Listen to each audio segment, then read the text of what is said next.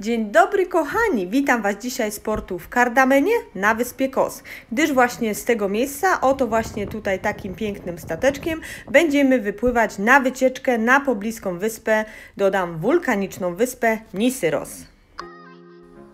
Taką wycieczkę stateczkiem możemy zakupić sobie w cenie około 30 euro. Mówię około 30 euro, ponieważ każde biuro ma inny program. Ceny również różnią się od tego programu.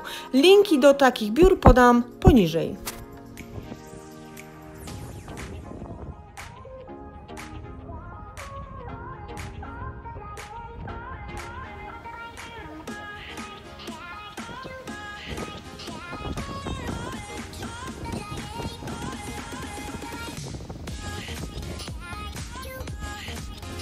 A tutaj właśnie widzimy wulkaniczną wyspę Yali, która leży w połowie drogi pomiędzy Cardameną a wyspą Nisyros. Cała wyspa jest tak jakby kopalnią. Wydobywa się tutaj pumeks oraz obsydian, czyli potocznie naturalne szkło, które powstaje w wyniku natychmiastowego stygnięcia magmy.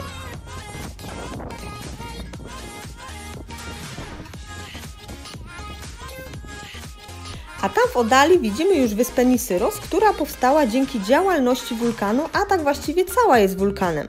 Ale z powstaniem tej wyspy wiąże się pewna legenda, mit grecki, a mianowicie Posejdon ścigał jednego z gigantów Poliwotisa. W pogoni za nim Posejdon swoim trójzębem oderwał kawałek wyspy Kos i rzucił w uciekającego Poliwotisa, przygniatając go. Poliwotys do tej pory leży pogrzebany pod wyspą Nisyros i tylko od czasu do czasu słychać jego straszne jęki, ponieważ nie może zaznać spokoju w swoim podziemnym więzieniu. Tak właśnie sobie starożytni tłumaczyli aktywność tego miejsca i poszczególne erupcje. No i dopływamy teraz do Nisyros, a dokładnie do portu o nazwie Mandraki. Kochani, przypłynęliśmy właśnie na grecką wyspę Nisyros. Wybieramy się na wspaniały wulkan, który, o nim powiem później troszkę więcej, który nie ma lawy, w nim jest tylko gorąca woda. Znajdujemy się teraz na porcie, gdyż właśnie zeszliśmy sobie z takiego pięknego, uroczego stateczku. No i teraz nasza podróż będzie odbywać się dalej autobusem na wulkan, a później mamy parę godzin do spędzenia w miasteczku.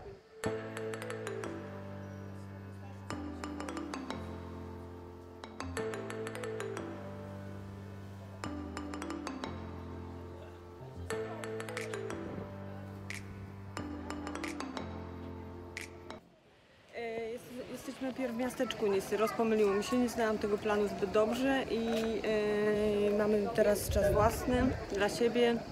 Do 12:30 możemy się troszeczkę tutaj poszwendać, pozwiedzać, zmierzamy teraz w stronę kościółka, później coś ewentualnie zjeść i później dopiero jedziemy na wulkan.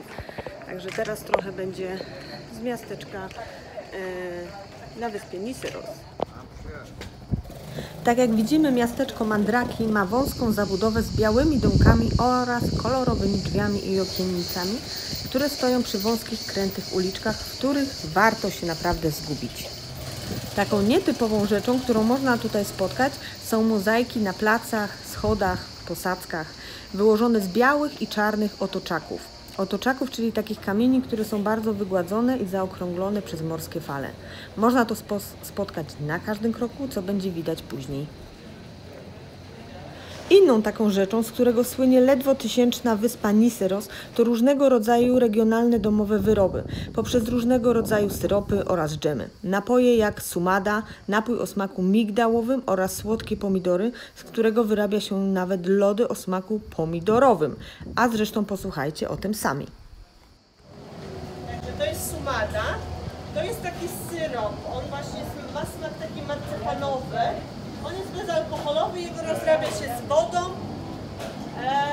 ewentualnie można dodać do pieczenia lub do gotowania. To zależy od Państwa, ale z wodą można rozrobić, jest bardzo dobry napój marcepanowy. Sumada z alkoholem, proszę. Także jest likier, 16% alkoholu ma. Także mamy również, na tej samej zasadzie działa, tutaj jest cynamonowy napój, tak samo jak sumada działa. No i oczywiście jest też z alkoholem. Zapach ma jak amol, a smak ma taki korzenny, taki, bo to jest cynamon, tak jak ja mówię, jak święta smakuje, tak można pomyśleć o tym. Oczywiście glebę mamy tutaj bardzo dużo, więc mamy tutaj, ludzie tutaj sobie uprawiają, mamy aż 500 gatunków różnych roślin na wyspie, no i tutaj ta rodzina właśnie ma dresik i robi sobie na przykład przetwory z pomidorów. To są słodkie pomidory nadziewane migdałami. Marmolady mamy też pomidorowe, mamy z opuncji, kiwi, arbuz, granat, także są różne rodzaje. Także to też jest robione właśnie przez tą rodzinę tutaj.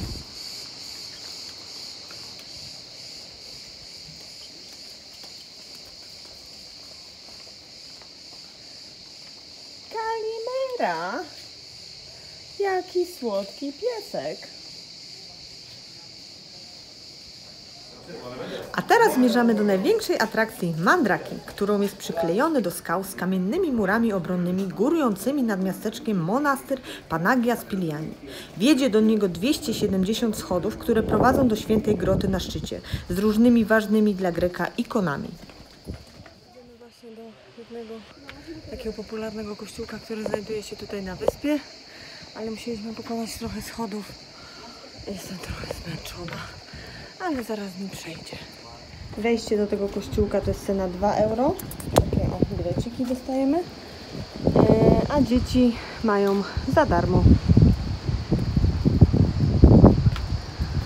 Z góry już mamy takie piękne widoczki. Zobaczcie, cudownie. Zobaczcie, jak na wyspie mieszkają sobie lokalni Grecy. Na dachach mają zrobione tarasy. Fajna sprawa, fajny pomysł, idealne miejsce widokowe. Super to wygląda. A tam w oddali widzimy wyspę Jali, o której wcześniej mówiłam. Przepływaliśmy koło niej. Jest to miejsce pracy dla części mieszkańców, ponieważ poza turystyką bardzo ciężko jest tutaj o jakąś stałą inną pracę.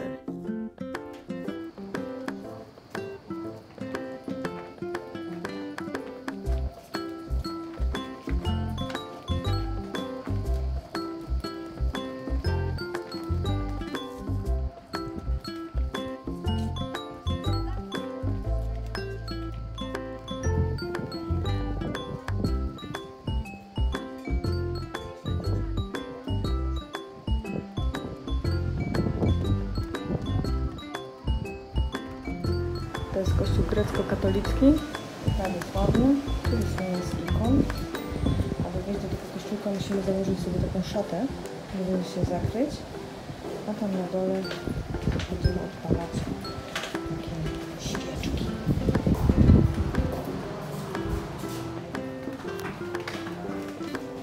Idziemy zapalić świeczkę.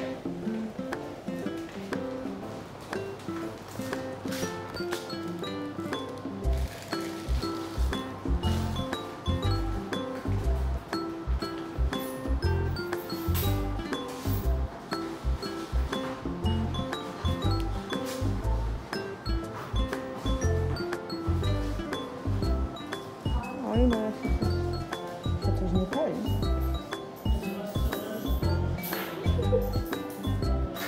Udało się. Tutaj.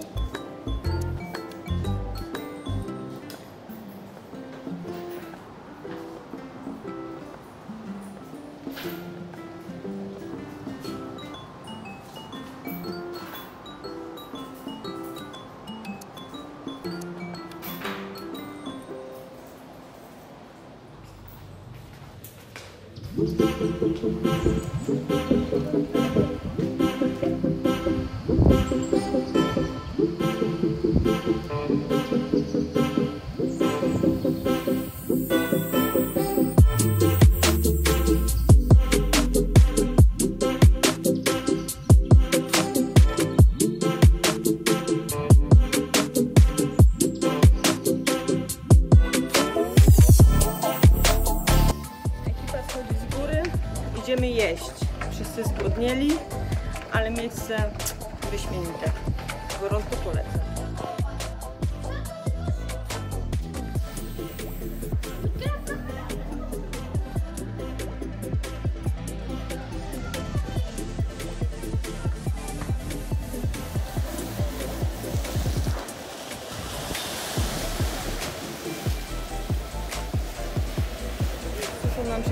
piękne ośmiorniczki. No one muszą tak troszeczkę sobie powisieć, bo wtedy kruszeją. Ośmiornicę od razu się nie gotuje, dopóki... No niestety, taka brutalna trochę prawda, ale albo się ją bije, albo się właśnie musi sobie trochę powisieć.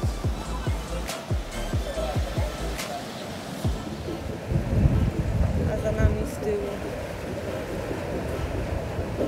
tak pięknie. Czyż nie jest cudownie? Czyż Grecja nie jest cudowna?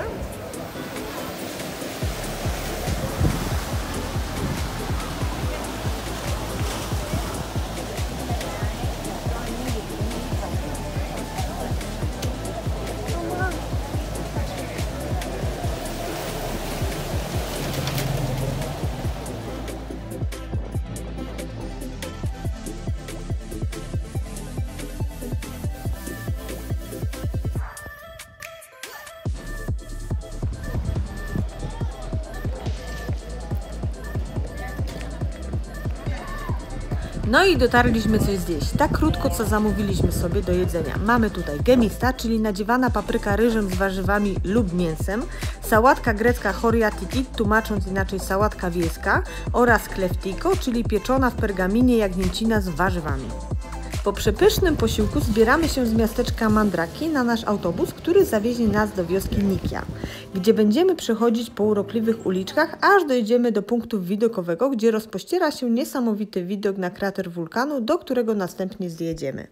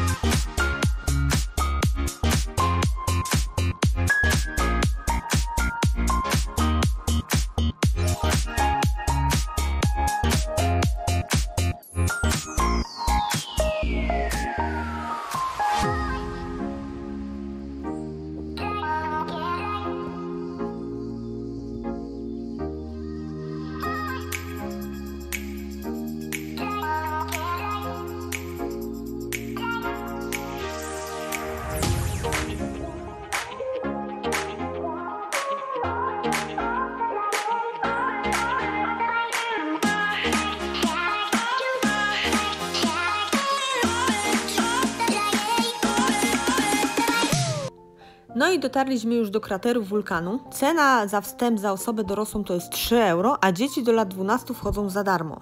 Jest tutaj mały sklepik z przekąskami oraz zimnymi napojami. Już po bliskiej odległości od krateru czuć intensywny zapach siarki. Akurat ten krater jest bezpieczny dla zwiedzających, ale są też takie, których nie można wręcz odwiedzać. Jest to na przykład krater Polivotis, od nazwy olbrzyma, co już wspominałam wcześniej w legendzie o tym miejscu. Wydobywają się z niego trujące gazy, co może być niebezpieczne dla zdrowia lub nawet życia. No ale nic, skupmy się na obecnym kraterze, który jest największy i najczęściej odwiedzany. Do jego wnętrza prowadzi wytyczona ścieżka, gdzie na dole z otworów cały czas wydobywają się opary siarki, która tworzy żółtawy osad w wielobarwnych odcieniach. Spod powierzchni można usłyszeć nieustanne syczenie i bulgotanie. Latem dno tego krateru jest suche, jednak w okolicach otworów jest dość grząskie. Zimą natomiast staje się ono takie błotniste, grząskie i bulgoczące. Dochodzimy już do krateru wulkanu na wyspie Syros. Jest tu mega gorąco.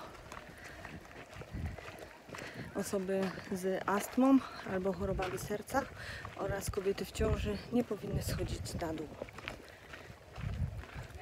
Ta dziura z daleka całkiem nie wydaje się taka wielka, ale zobaczcie jak są ludzie, jak to fajnie wygląda. Można sobie porównać, jakie jest to ogromne, nie? No jest to wulkan aktywny. Mówią, że podobno za około 50-100 lat jest prawdopodobieństwo, że może wybuchnąć. Właśnie się tego dowiedziałam od pani Aleksandry, która opowiadała w autokarze fajne informacje na temat tego wulkanu. Mówią, żeby nie podnosić żadnego kamienia przypadkiem, szczególnie dzieci, żeby pilnować, bo może pod nim znajdować się gorąca para wodna. Pokażę wam, jak to wygląda z drugiej strony. Niesamowite.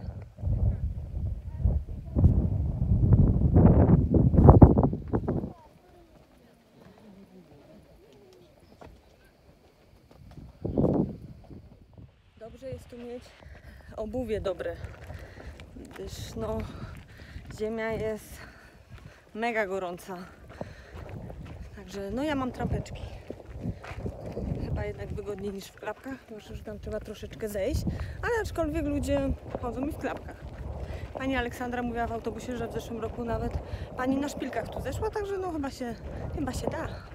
Jeszcze zapomniałam dodać, że ten krater nazywa się Stefanos. Jest ich około 20 ogólnie, znaczy cała wyspa, jak się dowiedziałam, jest wulkanem, tylko po prostu mamy około 20 takich kraterów. A wcześniej byliśmy tam u góry, gdzie widać ten biały kościółek, zobaczcie sobie. Też były piękne zdjęcia, mega pięknie to wszystko wyglądało.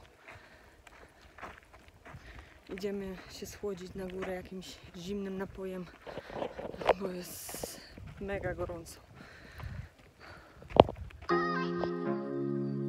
I tak nasza wycieczka dobiegła końca. Po drodze dowiedzieliśmy się jeszcze jednej ciekawostki.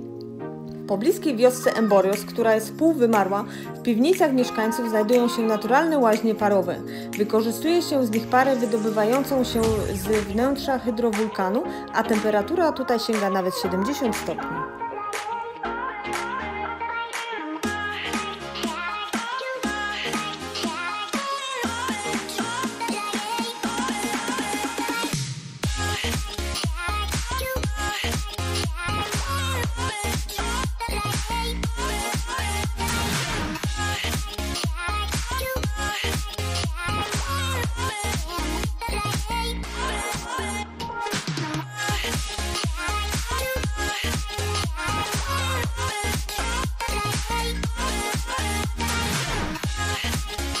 Wracamy w taki sam sposób, jak tutaj dostaliśmy się, czyli płyniemy około 50-minutowym rejsem do miasteczka Cardamena.